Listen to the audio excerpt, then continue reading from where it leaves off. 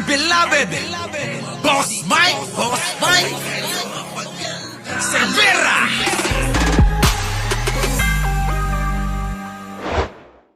Yun oh!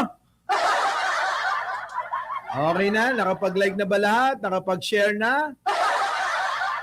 Wala pa akong tulog pero pipilitin nating mag-live mga kababayan ko kasi ang hirap makabalik talaga. So eto na mga kababayan ko, nako! Oo, Pangulong Bongbong Marcos yayariin ni Saldico. Dapat ito mga kababayan nung isang araw pa no, o nung kahapon pa yata no. Isang araw pa, ilang araw na nakakaraan, Mga kababayan ko, mukhang may naamoy ako rito, mukhang maliligtas na si Martin ni Jojo Chavez, ano? Parang may something dito sa nangyayari na to. Teka muna, mga kababayan, namimiss ko kayo. Pwede nga lang 10 beses ako mag-live sa araw-araw, Kaya lang, hindi ko nadala yung laptop ko nang umuwi ako ng probinsya at meron ng pinagawa sa akin ng mga tita at tito ko. Tinapos ko muna. So ngayon, mga kababayan ko, nakauwi tayo. Alam nyo, sa totoo lang, ngayon ko lang nasubukan magbihis ng damit.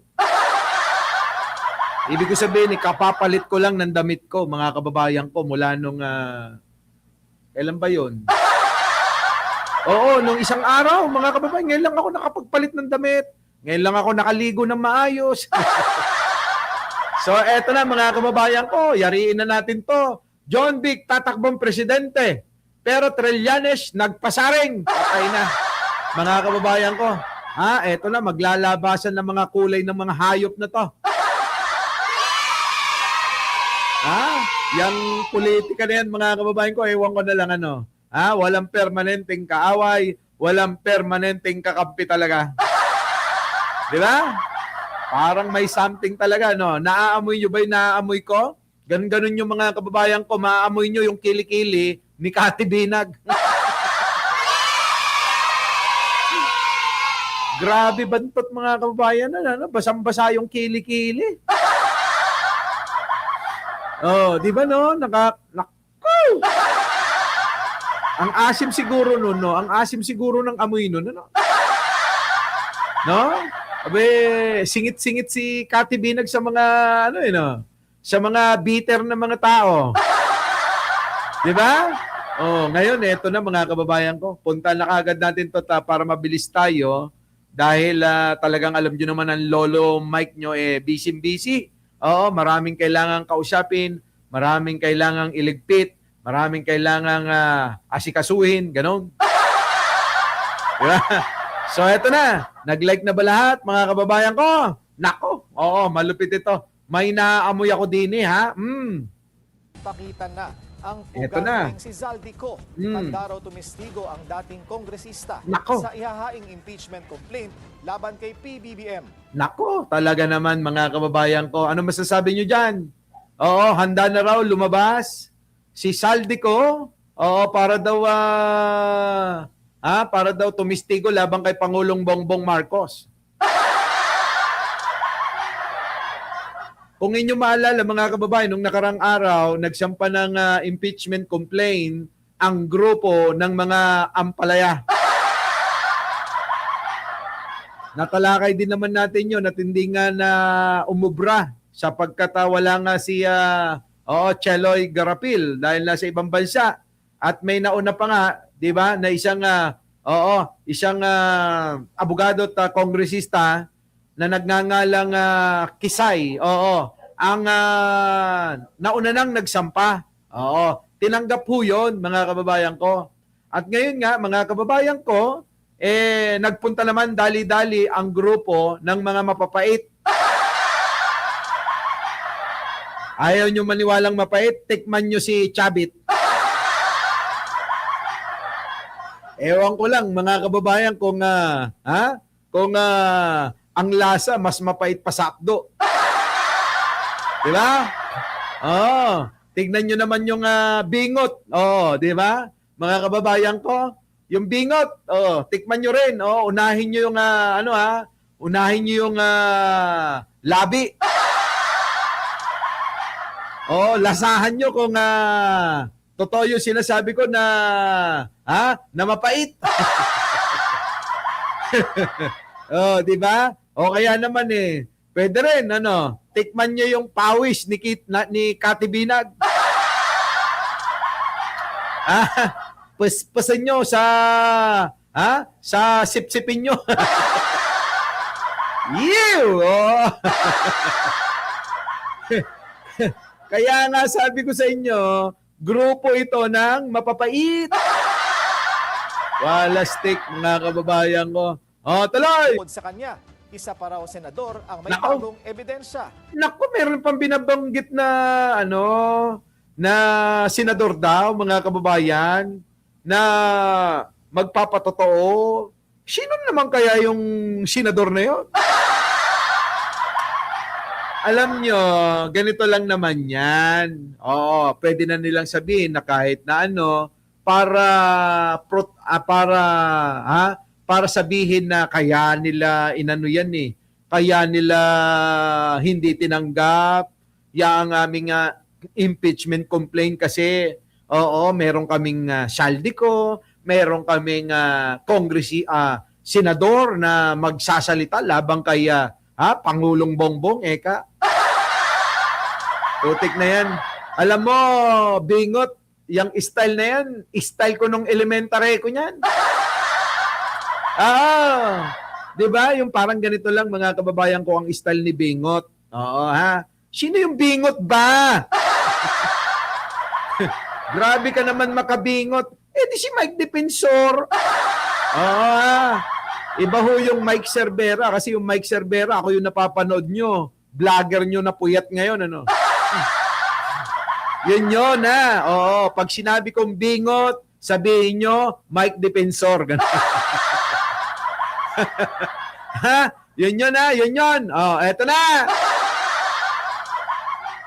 Parang ganito lang yan, mga kababayan ko. Yung sinasabi ko na pang-elementary lang yung katwiran ni Bingot, parang ganito. Alak ka, sige.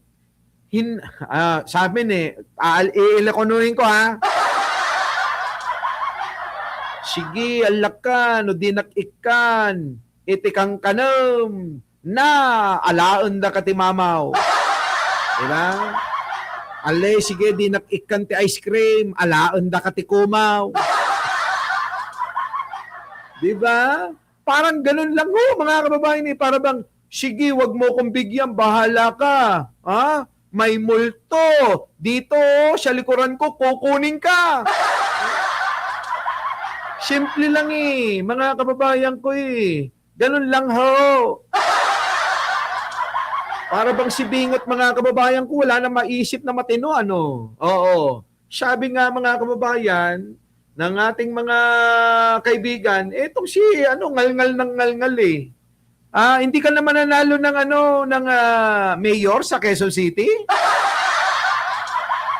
Masyado niyang inaasam-asam yan yung pagiging mayor sa Quezon City. Sino? Si Defensor. Putik na yan Kinampanya ka pa namin noon dahil kaalyado ka ni Pangulo. Nagsuot-suot ka pa ng kulay pula. Anong hindi ka nanalo, umasya ka na magkaroon ka ng pwesto, hindi ka binigyan. Di ba, mga kababayan ko, ganun po ang style ni Bingot.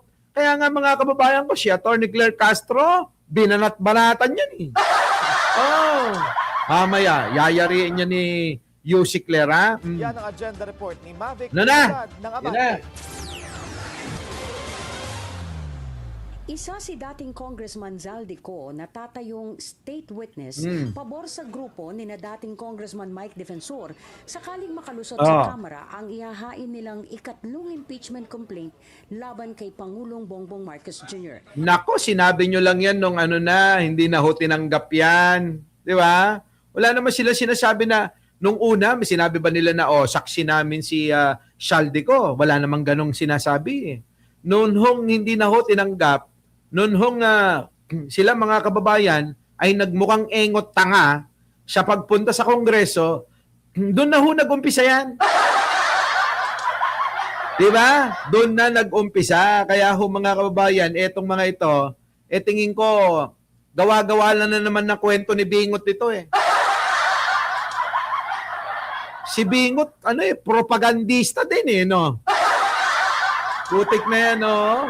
Engot-engot na lang ho naniniwala sa mga ito. Tingnan nyo mga kababayan, sino-sino ba yung mga nandiyan dyan? Si Mike Defensor, si Topacio, na abogado ni ano. Oh, tingnan nyo, talagang dinadalang pa ako ni Jen Angeles ng tubig, oh. Oh, di ba? Oh. Oh. Di ba?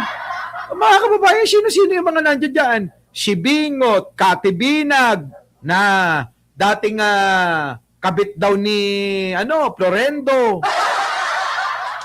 Sino pa? Si Topacio, na kilala nyo naman yan. Meron pang isa dyan na inako na lahat daw ng Ilocanong na napaka-duldog din, na lahat daw ng Ilocano siya magre-representa. Uy, unggoy! Mga kababayan ko, ito yung mga propaganda na sinasabi ko siya na ini-exage nila yung mga bagay na gusto nilang ipamuka sa mga bobot, tatanga-tanga mga DDS na nauuto nila. Diba, mga kababayan ko? Our beloved Boss Mike Cervera.